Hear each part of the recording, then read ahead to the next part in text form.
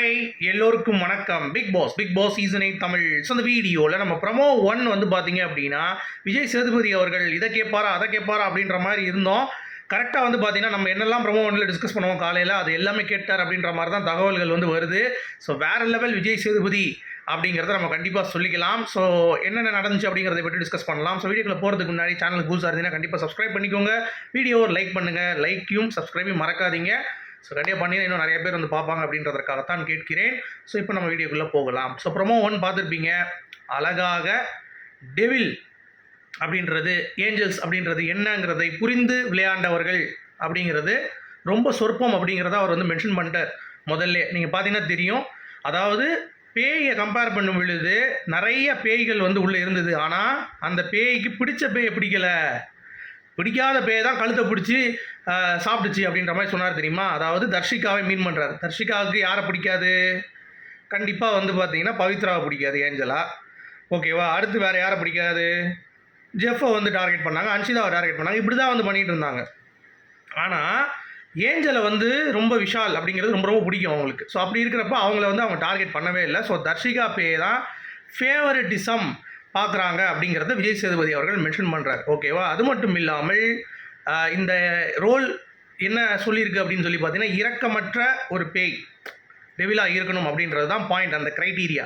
அதை வந்து கரெக்டாக விளையாண்டது நல்லா பண்ணாங்கன்னு சொல்லி சொன்னாங்க. அதுக்கு வந்து தீபக் மற்றும் நம்ம மஞ்சரி சாச்சனாவும் வந்து நம்ம சேர்த்துக்கலாம். ஏன்னா அவங்க சில இது மீறிச்சு அந்த பர்சனலாக வந்து கொஞ்சம் எடுத்து பண்ணது அப்படிங்கிறது ட்ரிகர் பண்ணுறதுக்கு அது தவறு. அதை மட்டும் கொஞ்சம் சரி பண்ணால் okay. Manjari to the extreme சில விஷயங்கள் பண்ணாங்க. அதாவது முட்டை கொஞ்சம் அதிகமாக வந்து ஊற்றுனாங்க. அது கூட ஓகே தான்.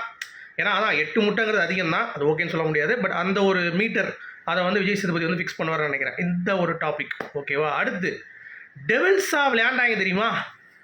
அதாவது ஏஞ்சல்ஸ்லாம் டெவில்ஸாக மாறினாங்கல்ல. அப்போ வந்து ஒரு வேலும் போய் டக்குன்னு போய் ஆட்டை எடுத்தாங்களே. அப்போ தீமை தான் வெல்லும் பண்ணி பாட்டை போட்டு விட்டாங்க. அது முத்துக்குமரன் நேற்று ஒரு ஹைலைட்டாக வந்து சொன்னார். நம்ம என்ன நினச்சோமோ அதை சொன்னார். இவங்க இந்த பாட்டை போட்டதுக்கான காரணம் இவங்க டெவிலாக பண்ணுறது கேவலமாக இருக்குது, சீக்கிரம் முடிச்சு விட்டுருணும் அப்படின்றதுக்காக போட்டாருன்னு சொன்னாங்களே. அதே மாதிரி தான் முத்துக்குமரன் ஃபீல் பண்ணுறாரு. ஸோ அதை வந்து கண்டிப்பாக கேட்பார். என்னடா டெவில் மாதிரி பண்ண சொன்னால் நீங்கள் என்ன ஒரு காமெடியாக பண்ணிகிட்டு இருக்கீங்க அனில் மாதிரி அப்படின்ற மாதிரி ஒரு ரோஸ்ட் வந்து கண்டிப்பாக இருக்கும் அப்படின்றது பார்க்க முடியுது இந்த மெயினாக. அப்புறம் ஃப்ரெண்ட்ஷிப் கேங்குன்னு உள்ளே இருக்கிறது என்ன கேங்கு? நிறைய பேர் சொல்கிறாங்க ஃப்ரெண்ட்ஷிப் கேங்கிறது கோவா கேங் மட்டுமா?